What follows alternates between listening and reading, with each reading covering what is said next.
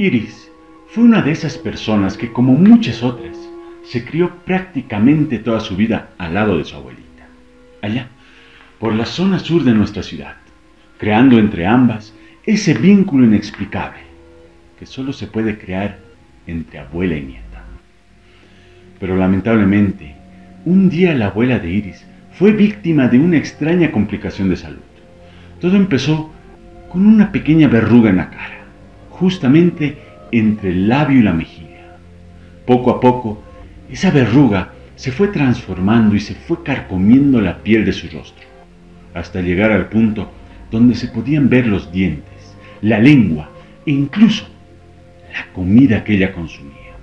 Sin duda, esto debilitó enormemente a la señora, como lo haría con cualquier otra persona, hasta dejarla postrada en la cama. Allá, en el año 2003, llegó un día importantísimo dentro de la vida religiosa de Iris. Ella, aún bastante joven, después de la respectiva preparación, tuvo que realizar su primera comunión. Pero ese día, que debía haber sido recordado como una jornada de fiesta, se vio opacada, porque en esa habitación de la planta baja de la casa acababa de fallecer esa guía, esa compañera, esa cómplice, que había estado prácticamente toda su vida al lado de Iris, su abuelita. Desafortunadamente, a partir de ese día, la cotidianidad con la que vivía toda la familia sufrió un cambio repentino, drástico y aterrador. En esa habitación de la planta baja de la casa, donde la abuelita había pasado sus últimos momentos de vida, se empezaron a escuchar ruidos extraños.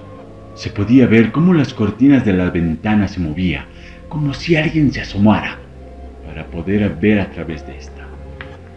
Más temprano que tarde, esta situación ya no solo ocurría dentro de la habitación, sino también empezaron a transgredir el resto de la casa.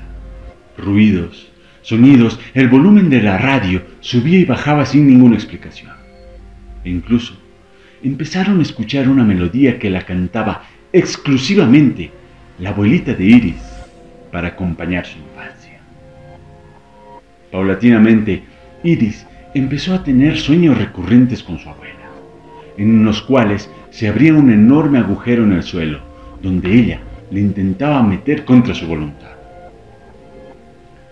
Una de esas noches, Iris estaba acostada en su cama. De pronto, su abuela se materializó en su habitación, pálida, mirándola fijamente con una mirada penetrante. Se acercó lentamente hasta estar justo al lado de su cama, para luego sentarse sobre las piernas de Iris. Ahí, ella percibió cómo el cuerpo de su abuela se sentía completamente frío. Iris no se podía mover, no podía hablar, mucho menos gritar. A pesar de que lo intentaba una y otra vez, hasta que tras un esfuerzo casi sobrehumano, logró alzar la voz, lo suficientemente fuerte como para que su madre entre en la habitación. Pero justo en ese momento, la abuela se desvaneció. La situación ya había llegado a un punto intolerable. La desesperación era tan grande que Iris decidió acudir a la iglesia a pedir ayuda.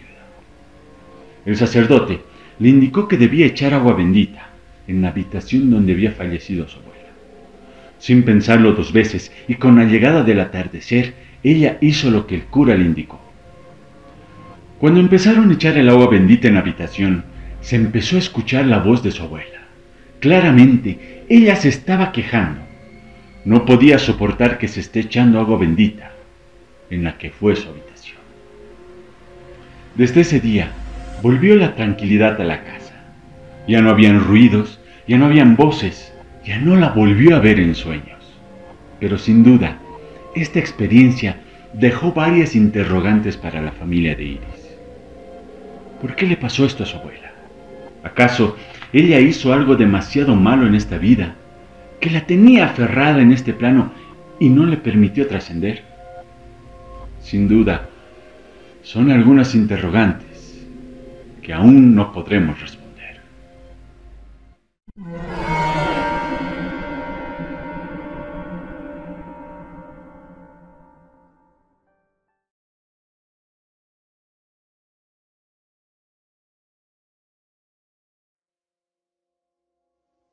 Para poder contarles esta historia, primeramente debo agradecer a Eddie Mata, que es la persona que nos relató esta experiencia vivida por su abuelo.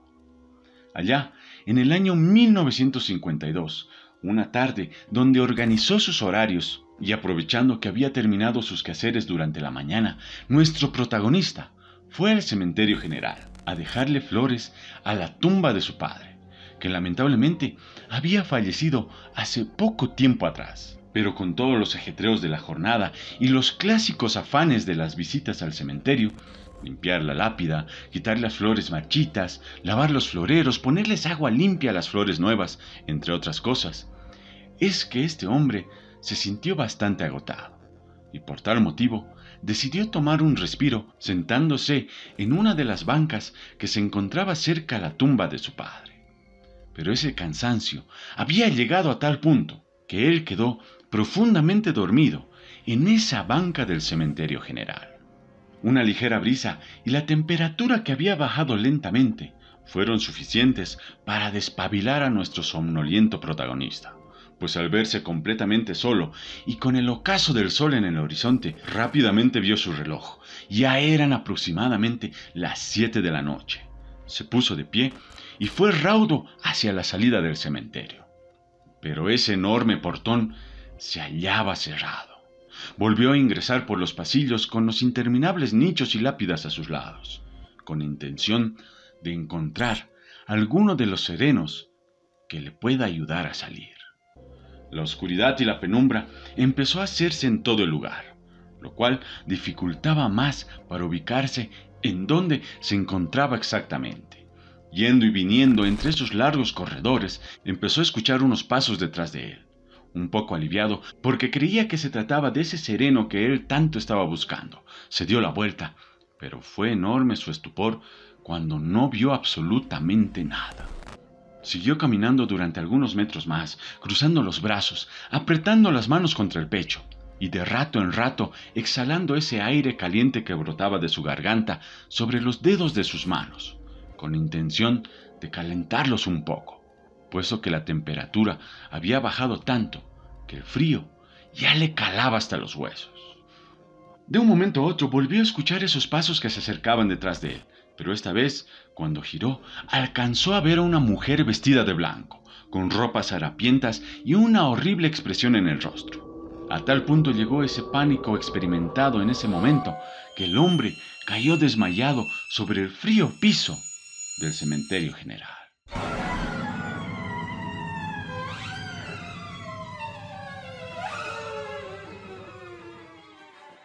Al día siguiente, muy temprano, uno de los serrenos realizaba su clásica ronda matutina, cuando, caminando por uno de esos pasillos del cementerio, vio más adelante un bulto en el piso. Se acercó algo extrañado y se dio cuenta que era un hombre. Le hizo despertar, lo ayudó a reincorporarse y lo llevó a que lo atiendan, puesto que tenía todo el cuerpo lleno de golpes y arañazos, que según contó una vez que volvió en sí, se los había hecho esa mujer vestida de blanco y con ropas harapientas que lo atacó durante la noche.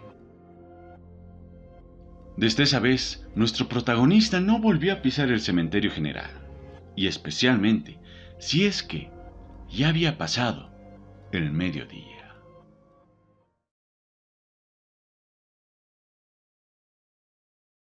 Ariel, que nos escribió desde la ciudad de Oruro, pues él cuando tenía 8 años usaba una de las habitaciones de la casa, un pequeño cuartito no muy iluminado. Cabe recalcar que Ariel nunca creyó en fantasmas, apariciones ni nada por el estilo, y por ende, tener ese pequeño dormitorio no representó mayor problema. Pasaron las semanas, pasaron los meses y había llegado el carnaval. Como muchas otras familias que suelen disfrutar de estos festejos, la casa de Ariel no fue la excepción. Así que el día designado para la entrada de danzarines, todo se llevó a cabo sin ninguna novedad, hasta que llegó la noche. Llegó a su casa, guardó su traje de bailarín en una bolsa y se metió a la cama, disponiéndose a dormir después de una jornada agotadora. Pero de repente, y en plena madrugada, se despertó, como intuyendo que algo no estaba bien.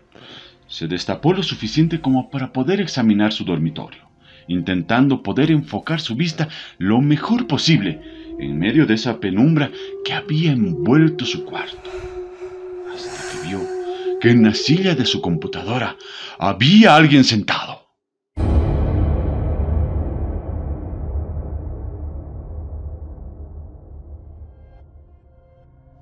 Obviamente Ariel, al ser un niño, sintió mucho miedo y empezó a rezar dentro de su cama, hasta que por fin quedó dormido. Ya con la luz del sol, el infante se despertó. Con algo de temor, lo primero que hizo fue fijarse en esa silla de la computadora, y afortunadamente, ya no había nadie ahí. El día de hoy, Ariel sigue viviendo en esa misma casa, pero obviamente ya no en ese pequeño dormitorio. Ahora tiene un cuarto un poco más grande y, lo más importante, mucho mejor iluminado.